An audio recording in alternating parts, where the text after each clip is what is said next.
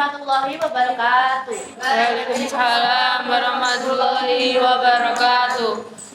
Kami dari kelompok 2, perkenalkan saya Rifa Mustika Nilum. Saya Salma Widakarila. Saya Rifa Seha Hasni. Kami akan mempresentasikan tentang manajemen peserta didik.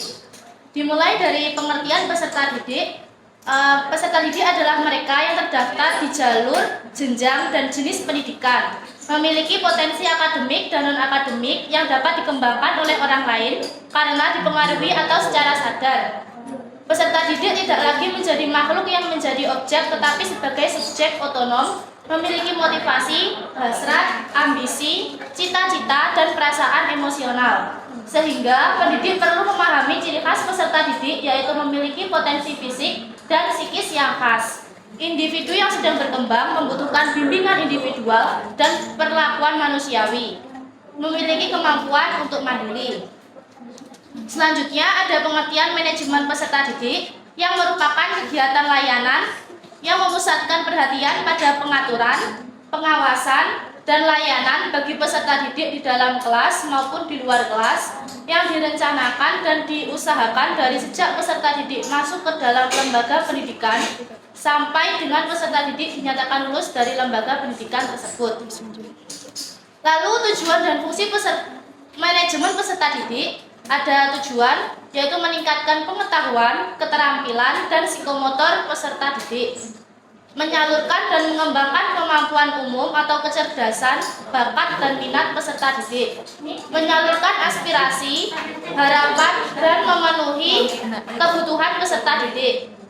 Lalu dengan tercapainya tujuan 1, 2, dan 3 di atas, maka diharapkan peserta didik dapat mencapai kebahagiaan dan kesejahteraan hidup yang lebih lanjut dan dapat belajar dengan baik serta tercapai cita-cita mereka. Fungsinya ada fungsi yang berkenaan dengan pengembangan individualitas peserta didik yang diharapkan dapat membuat peserta didik mampu mengembangkan potensi-potensi individualitasnya tanpa banyak hambatan. Potensi-potensi tersebut meliputi kemampuan umum yaitu kecerdasan, kemampuan khusus yaitu bakat, dan kemampuan-kemampuan lainnya. Yang kedua, fungsi yang berkenaan dengan pengembangan segi sosial peserta didik.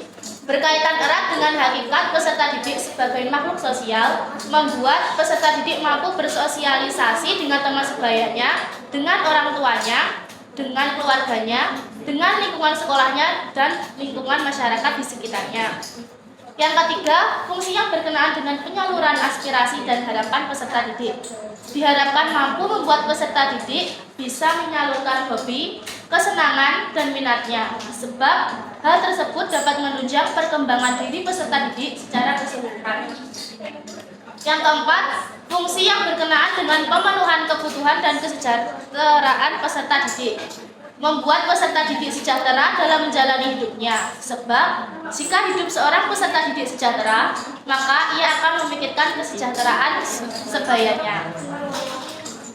Yang selanjutnya adalah prinsip manajemen peserta didik. Beberapa prinsip tersebut dipaparkan oleh tim dosen administrasi pendidikan, diantaranya 1. Dalam mengembangkan program manajemen peserta didikan, penyelenggara harus mengacu pada pengaturan yang berlaku pada saat program dilaksanakan. 2. Manajemen peserta didik dipandang sebagai bagian dari keseluruhan proses manajemen sekolah.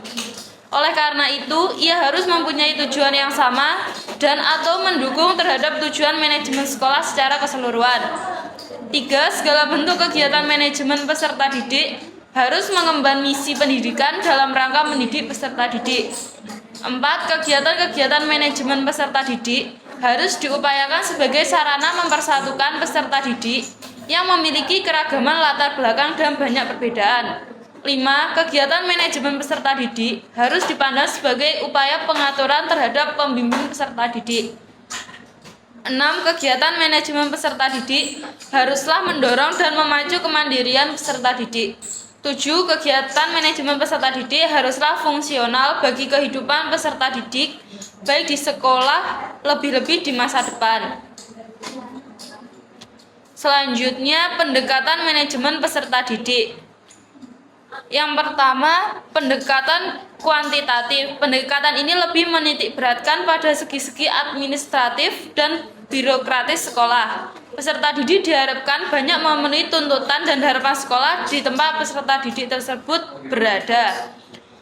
Yang kedua, pendekatan kualitatif. Pendekatan ini lebih memberi perhatian kepada kesejahteraan peserta didik. Jika pendekatan kuantitatif di atas diarahkan agar peserta didik mampu, maka pendekatan kualitatif ini lebih diarahkan agar peserta didik senang. Yang ketiga, pendekatan kuantitatif kualitatif. Pendekatan ini merupakan perpaduan antara pendekatan kuantitatif dengan kualitatif. Menekankan bahwa peserta didik tidak hanya diminta untuk memenuhi tuntutan birokratif dan administratif di sekolah saja, tetapi sekolah juga memberikan intensif lain yang dapat memenuhi kebutuhan dan kesejahteraan peserta didik. Yang selanjutnya yaitu ruang lingkup manajemen peserta didik. Yang pertama yaitu ada perencanaan peserta didik. Dalam perencanaan peserta didik terdapat langkah-langkah, yaitu yang pertama dilakukannya analisis kebutuhan peserta didik. Yang kedua yaitu rekrutmen peserta didik. Ketiga, seleksi peserta didik. Yang keempat, orientasi peserta didik baru. Kemudian penempatan peserta didik atau pembagian kelas. Selanjutnya yaitu pencatatan dan pelaporan peserta didik. Itu merupakan yang terakhir. Yang kedua yaitu pembinaan peserta didik. Dalam pembinaan adalah upaya pendidikan formal maupun non formal yang dilakukan secara sadar, terencana, terarah, teratur, dan juga bertanggung jawab dalam rangka memperkenalkan, menumbuhkan, membimbing, dan mengembangkan suatu dasar-dasar kepribadian yang seimbang, utuh, dan selaras terhadap pengetahuan dan keterampilan sesuai dengan bakat dan kemampuan sebagai bekal untuk masing-masing peserta didik. Kemudian ruang lingkup yang ketiga yaitu evaluasi kegiatan peserta didik. Evaluasi hasil belajar peserta didik merupakan suatu proses menentukan nilai prestasi belajar peserta didik dengan menggunakan patokan-patokan tertentu guna mencapai tujuan pembelajaran yang telah ditentukan sebelumnya. Kemudian hasil evaluasi yang sudah dilaksanakan selanjutnya ditindaklanjuti dengan memberikan umpan balik, yaitu adanya program remedial dan juga program pengayaan. Ruang lingkup yang selanjutnya yaitu penyelenggaraan layanan khusus. Layanan yang dibutuhkan peserta didik yaitu yang pertama layanan bimbingan dan konseling atau biasa disebut layanan BK, kemudian layanan perpustakaan, kemudian layanan kantin, layanan kesehatan, layanan transportasi, dan yang terakhir yaitu layanan asrama. Untuk ruang lingkup yang terakhir yaitu mutasi peserta didik. Adapun dua jenis mutasi. Kemudian ada dua jenis mutasi untuk peserta didik, yaitu yang pertama mutasi eksternal, dan di mana tujuan dari mutasi eksternal adalah untuk didasarkan pada kepentingan peserta didik untuk mengikuti pendidikan di sekolah sesuai dengan keadaan dan kemampuan peserta didik serta lingkungan. Yang kedua yaitu memberikan perlindungan kepada sekolah tertentu untuk dapat tumbuh dan berkembang secara wajar sesuai dengan keadaan. Yang kedua yaitu mutasi eksternal. Yang kedua yaitu mutasi internal. Mutasi internal adalah pindahan peserta didik dalam suatu sekolah atau yang dikenal dengan istilah kenaikan kelas, di mana maksudnya adalah peserta didik yang telah dapat menyelesaikan program pendidikan selama 1 tahun apabila telah memenuhi persyaratan untuk dinaikkan, maka berhak untuk naik kelas ke kelas berikutnya. Selanjutnya adalah sesi tanya jawab. Kami persilakan setiap kelompok memberikan pertanyaannya. Isi pertanyaan dari kelompok 1. Kan dalam untuk memaksimalkan agar tujuan dan fungsi manajemen dapat dilaksanakan dengan baik, perlu adanya prinsip dalam manajemen peserta didik. Nah, jelaskan apa saja prinsip tersebut. Terima kasih. Ya. Izin bertanya dari kelompok 3. Jelaskan seberapa pentingkah fungsi manajemen peserta didik dalam mengembangkan potensi peserta didik di lembaga pendidikan. Terima kasih. Ya, selanjutnya bertanya dari kelompok 4. Bagaimanakah manajemen peserta didik yang harus dilakukan oleh seorang guru agar pendidikan anak-anak dapat berjalan dengan sebaik-baiknya? Ya, terima kasih. Selanjutnya.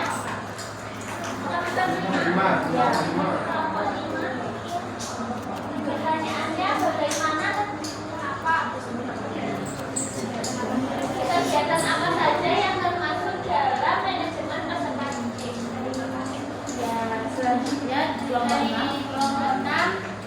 Pertanyaannya, mutasi peserta didik berlaku di mana saja? Dari kelompok 6. Terima kasih. Untuk kelompok 7, dari kelompok 7, peran orang tua di rumah dalam manajemen peserta didik. Lanjut. Pertanyaan dari kelompok 8, bagaimanakah manajemen peserta didik yang mungkin menyelenggarakan program di sekolah? Ya, selanjutnya. Yang terakhir, ya. Peranan alumni sekolah dalam menunjang kemajuan sekolah, khususnya peningkatan peserta didik. Oke. Baik, kami akan menjawab pertanyaan dari setiap kelompok. Untuk pertanyaan dari kelompok 1, untuk memaksimalkan agar tujuan dan fungsi manajemen dapat dilaksanakan dengan baik, di antaranya ada beberapa prinsip yang harus dilakukan dalam mengembangkan program manajemen ke peserta didik penyelenggara atau sekolah, harus mengacu pada peraturan yang berlaku pada saat program dilaksanakan. Manajemen peserta didik harus dipandang sebagai keseluruhan manajemen sekolah, dan segala bentuk kegiatan manajemen peserta didik harus mengemban misi pendidikan. Kegiatan manajemen peserta didik juga harus dipandang sebagai pengaturan terhadap pembimbingan peserta didik. Jadi, dengan begitu kegiatan manajemen peserta didik haruslah mendorong dan memacu kemandirian dari setiap peserta didik. Terima kasih. Izin menjawab pertanyaan dari kelompok 3. Jelaskan seberapa penting fungsi manajemen peserta didik dalam mengembangkan potensi peserta didik di lembaga pendidikan. Fungsi manajemen peserta didik secara umum adalah sebagai wahana bagi peserta didik untuk mengembangkan diri seoptimal mungkin, baik yang berkenaan dengan segi-segi individualitasnya, segi sosialnya, segi inspirasinya, segi kebutuhannya, dan segi-segi potensi peserta didik lainnya. Oke, izin menjawab pertanyaan dari kelompok 4. Bagaimanakah manajemen peserta didik yang harus dilakukan oleh seorang guru agar pendidikan karakter dapat terwujud dengan sebaik-baiknya? Yaitu yang pertama memberikan teladan, kemudian memberikan apresiasi atau penghargaan, kemudian menyisipkan pesan moral dalam setiap akhir pembelajaran, jujur, mengajarkan sopan santun, menanamkan leadership, menceritakan pengalaman inspiratif, dan juga melakukan kegiatan literasi. Oke. Izin menjawab pertanyaan dari kelompok 5. Pertanyaannya yaitu kegiatan apa saja yang termasuk dalam manajemen peserta didik. Nah, menurut Ali Imran, terdapat 8 kegiatan yang menjadi ruang lingkup manajemen peserta didik, yaitu perencanaan peserta didik, penerimaan peserta didik baru, kemudian orientasi peserta didik, kemudian mengatur kehadiran dan ketidakhadiran peserta didik, kemudian pengelompokan peserta didik, mengatur evaluasi hasil belajar peserta didik, kemudian mengatur kenaikan tingkat peserta didik, mengatur peserta didik yang mutasi dan drop, dan juga mengatur kode etik, hukuman, dan disiplin dari peserta didik. Selanjutnya izin menjawab dari kelompok 6. Mutasi peserta didik berlaku di mana saja? Yang pertama, sekolah negeri ke sekolah negeri maupun ke sekolah swasta. Yang kedua, sekolah swasta mandiri ke sekolah swasta mandiri maupun ke sekolah swasta yang evaluasinya bergabung. Dan ketiga, sekolah swasta menggabung ke sekolah swasta yang juga bergabung. Sudah.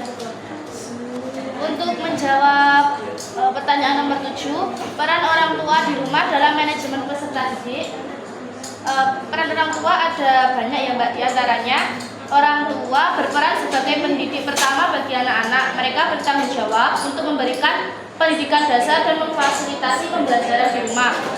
Yang kedua, ada orang tua bertanggung jawab untuk mengawasi kegiatan belajar anak saat di rumah. Mereka harus memastikan bahwa anak memiliki rutinitas belajar yang teratur, memantau kemajuan akademik mereka, dan memberikan dorongan agar anak tetap fokus dan disiplin dalam belajar. Yang terakhir, orang tua berperan dalam membentuk kebiasaan yang baik pada anak, termasuk kebiasaan belajar yang efektif, waktu tidur yang cukup, makan sehat, dan menjaga kebersihan diri. Untuk nomor 8, bagaimanakah manajemen peserta didik yang mungkin menyejahterakan siswa di sekolah? Jawabannya mengutamakan sisi kebutuhan siswa yang diwujudkan dengan disediakannya layanan-layanan pendukung. Contohnya, tersedia layanan kesehatan dalam bentuk UKS yang memadai, toilet yang bersih, dan terdapat wastafel di luar kelas. Izin menjawab untuk pertanyaan dari kelompok 9, peranan alumni sekolah dalam menunjang kemajuan sekolah, khususnya peningkatan peserta didik. Ketika peserta didik sudah lulus, maka secara formal peserta didik dan lembaga sudah selesai. Namun hubungan antara sekolah dan alumni dapat dipelihara melalui pertemuan untuk saling menghargai. Sekian presentasi dari kelompok kami. Jika ada kurang lebihnya, kami mohon maaf yang sebesar-besarnya. Terima kasih dan wassalamualaikum warahmatullahi wabarakatuh. Waalaikumsalam